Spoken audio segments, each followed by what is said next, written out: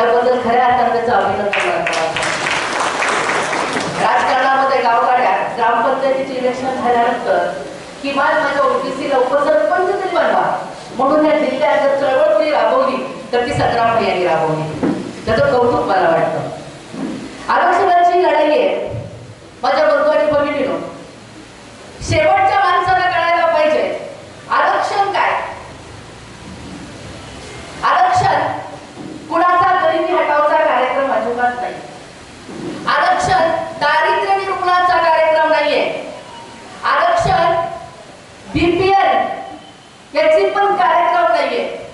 आरक्षण हजारो वर्षापासून गावगाड्यामध्ये समाजामध्ये ज्यांना मागं राहिलं मागं ढकललं त्यांना सामाजिक न्याय देण्यासाठीचं आरक्षण आहे. आता जो तो उठतोय तो म्हणतोय आम्हाला आरक्षण पाहिजे. जो तो उठतोय तो म्हणतोय मला आरक्षण पाहिजे. बोलायला तर आपल्याला पण येतं. डॉक्टर बाबासाहेब आंबेडकर असं म्हणायचे की शिक्षण हे वाघिणीचं दूध आहे.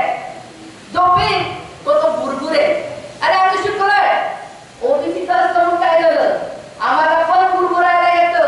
आम्हाला पण अनेक कार्य करायला येतं. पण आमचा संविधानावर विश्वास आहे.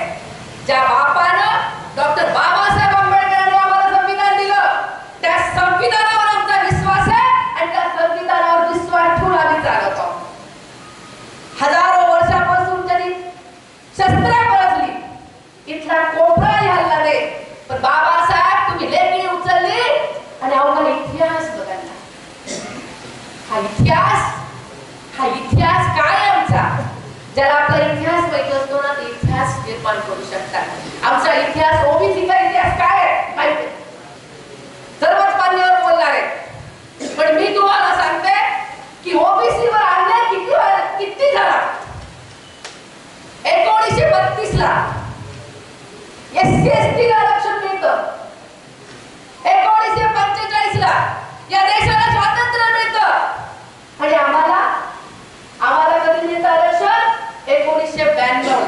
म्हणजे 1932 ला एससी आणि एसटी ची गाडी सुटते आरक्षणाची आणि ओबीसी ची कधी सुटते 1992 ला.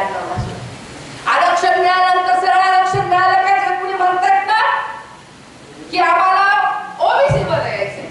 76 खुल्या वर्गातल्या जाती आहेत त्या प्रत्येकाने ऍप्लिकेशन केलंय की आम्हाला आरक्षण द्या. आम्हाला आरक्षण स्पर्धा लागली या देशामध्ये आणि महाराष्ट्रात मागासवर्गीय व्हायचे. मागासले पण म्हणजे लग्न करायला सोयरीक कुठं करणार ते. सोयरीक आमच्या बरोबर करणार आहेत का. सोयरीक आमच्या बरोबर करणार नाही. म्हणजे सोयरीक उच्चवर्गीयांच्या बरोबर आणि आरक्षण मात्र मागासवर्गीयांच्या बरोबर. आणि म्हणून हे आरक्षण आम्हाला कधी मिळालं तर 1992 ला. 1990 ला मंडळावर लागू झाला. 23 जणांनी त्याच्या विरोधात बोलले की आरक्षण नाही मिळायला पाहिजे. मग 9 जज असणाऱ्या खंडपीठाने निर्णय दिला आणि मंडळात लागू झाला पण तो पुरा लागूच झाला नाही. आणि म्हणून मला या शासनाला हे शासन महाराष्ट्र सरकार असेल नाही तर फक्त दिल्लीत बसलेलं असेल त्यांनी साहेब ऑडिट करावं. श्वेत पत्रिका काढावी की मंडळ आयोग लागू झाल्यापासून ओबीसीला काय फायदा मिळाला. फक्त 2% मंडळ आयोग लागू झाले. फक्त 2%. अजून काय केलं त्याने. आरक्षण आपल्याला कळायला पाहिजे. आपल्याला काय मिळालं. अजून त्यांनी काय केलं नॉन प्रिव्हिलेज वरायला टाकलं. म्हणजे जो आमचा इंटेलेक्चुअल वर्ग होता त्याला डिस्कनेक्ट करून टाकलं. तो आता भांडणार नाही आपल्यासाठी. तो आपल्यासाठी आता भांडणार नाही. मला प्रश्न पडतो की 10% ईडब्ल्यूएस आरक्षण दिलंय बरोबर ना साहेब. बरोबर. एकीकडे म्हणता 50% ची मर्यादा ओलांडायची नाही. आम्ही 52%. आम्ही आहोत 60%. माझ्या बंधू आणि भगिनी समजून घ्या. आमची 1931 ची जनगणना केली आहे त्याच्याप्रमाणे आम्ही 52%. 52% असणाऱ्या आरक्षण किती 27%. बघा काय दिलं 27%. 50%च्या पुढे जायचं नाही. 50%च्या पुढे का जायचं नसतं कधी विचार करता का तुम्ही केला का. 50%च्या पुढे का नाही जायचं. ती कॅप आहे कसली कॅप आहे ती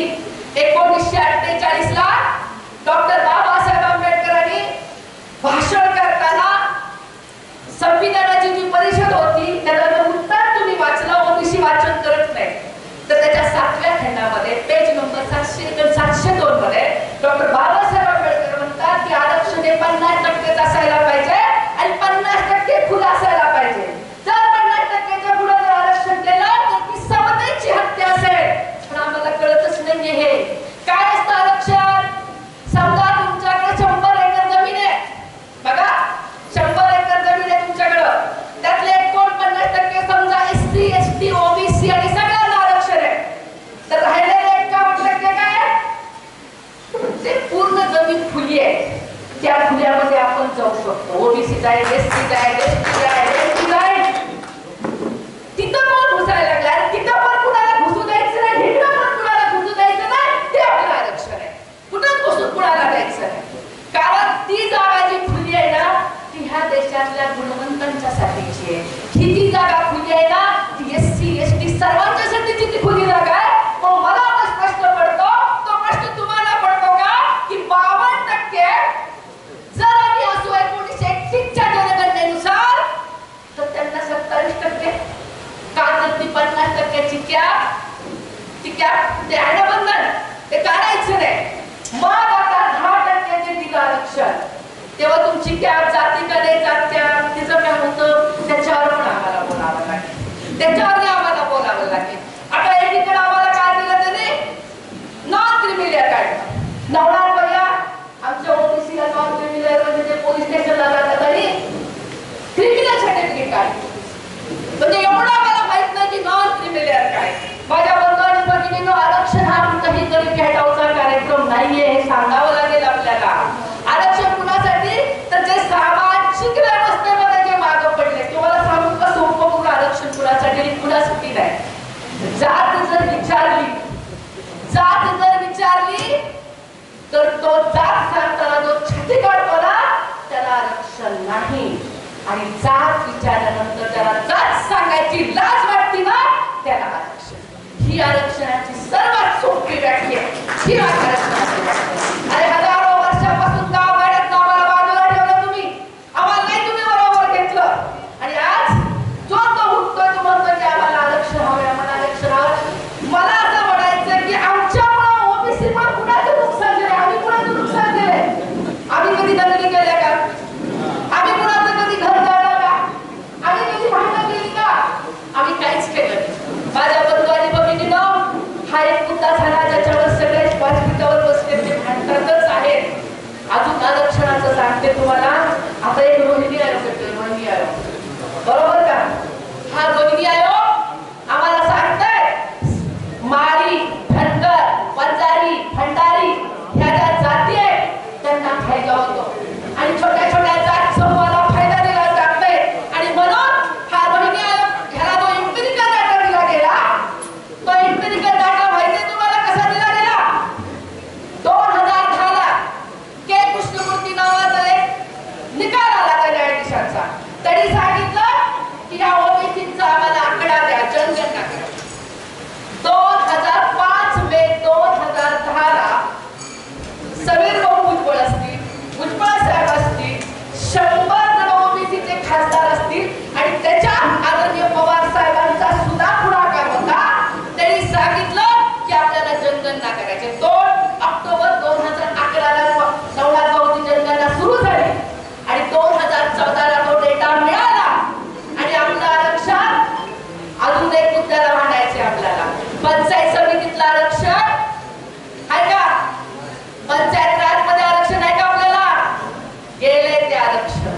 ते आरक्षण गेल्यावर काय म्हटले आपल्याला? एम्पिरिकल डेटा पाहिजे होता. तो त्या सरकारकडे असताना तो दिला गेला नाही तो डेटा आपल्याला आणि रोहिणी आयोगाला तो डेटा दिला. तो रोहिणी आयोग काय सांगतो ना, त्याचे 4 तुकडे करा. ओबीसीचे 4 तुकडे करा. ह्या छोट्या छोट्या जाती आहेत ना, त्या जातीला सुद्धा पुन्हा प्रतिनिधित्व मिळेल.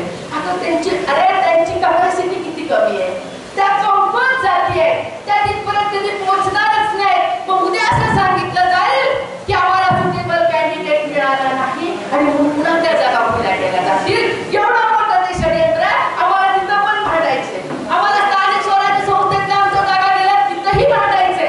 आणि म्हणून माझ्या बंधू आणि भगिनींनो, हा जो आरक्षणाचा जो कार्यक्रम कुणाला असं वाटत असेल की आमचं खूप भलं झालं, तर मी तुम्हाला सांगते की एखाद्या कॉलेजमध्ये एखादी भरती निघत असते तेव्हा ती पूर्ण 10 जागा असतील तर 10 जागा कधीच काढल्या जात नाही. तुमचं लक्ष असतं की केवळ ऐकते कॉलेजवर लेक्चरर होते. एक जागा काढतात, एक जागा.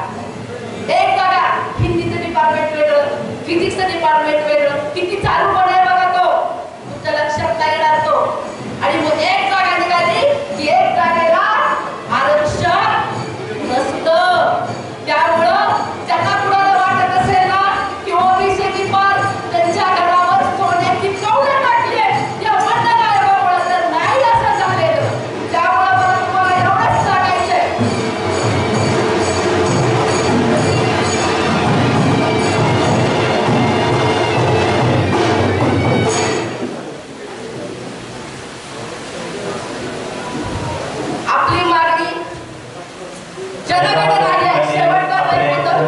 दीपक बोले साहेब यांचा आगमन होत आहे, तर त्यांचं स्वागत. आपली मागणी जात न्याय जनगणना पहिल्यांदा मागणी कुणी केली जात न्याय जनगणनेची? तर डॉक्टर बाबासाहेब आंबेडकरांनी शूद्र कोण होते 1946 ला पहिली जात न्याय जनगणनेची मागणी केली. अरे त्या गाढवांचं पहिल्यांदा सगळ्यांना मोजलं जातं. मग आम्ही ओबीसी माणसं आहोत का नाही? आम्हाला मोजणार का नाही? आमची जनगणना होणार का नाही? कालेकर आयोग 1953 ला तरी म्हणलेलं की जात न्याय जनगणना ओबीसीची व्हायला पाहिजे. मंडल आयोगाने लिहिलं की जात गणना ओबीसीची व्हायला पाहिजे. एवढंच कशाला, ज्या नीती आयोग आहे, जो विकास परिषद आहे, मोदीजी त्यावेळेस गुजरातचे मुख्यमंत्री होते, त्यावेळेस त्यांनी सही केली आहे त्या आयोगाच्या ठरावावर की जात न्याय जनगणना व्हायला पाहिजे. हे सगळे मुद्दे घेऊन आम्ही लढाई लढणार आहोत. माझ्या बंधू आणि भगिनींनो, विचार मंचावर खूप सारा अभ्यास असणारे दिग्गज माणसं येत आहेत. मला आपल्याला या निमित्ताने एवढंच सांगायचंय की ही लढाई आमच्या अस्तित्वाची लढाई, ही लढाई आमच्या जगण्यावर न्यायची लढाई आहे. आता कुठं आमची माणसं पंचायत समितीमध्ये किंवा नगरपालिकेमध्ये, ग्रामपंचायतीमध्ये कुठंतरी राजकारणात आली होती. आम्हाला 73 आणि 74 घटना दुरुस्ती झाल्यानंतर ते आरक्षण मिळालं होतं. 56,000 लोकांना त्याचा फायदा होत होता राजकारणात. आणि देशामध्ये 8 ते 9 लाख ते सगळे आता घरी बसणार आहेत. बोलून, नुसतं बोलून काहीच होणार नाही. आम्हाला लढावं लागेल, आम्हाला लढावं लागेल. ही लढाई आमची जिंकण्यासाठीची ही लढाई असणार आहे, आमच्या अस्तित्वासाठीची लढाई असणार आहे. आरक्षण डॉक्टर बाबासाहेब आंबेडकरांनी आम्हाला दिलं. आमच्या बाबांनी 340वा कलम डॉक्टर बाबासाहेब आंबेडकरांनी राज्यघटनेत टाकलं. कलम 15(4) आणि कलम 16(4) ते असं म्हणतं की कुणाला आरक्षण द्यायचं? ज्याला रिप्रेझेंटेशन मिळालं नाही, ज्याला प्रतिनिधित्व मिळालं नाही, त्याला आरक्षण द्या. मी नाही म्हणत, बाबासाहेब राज्यघटनेत म्हणतात.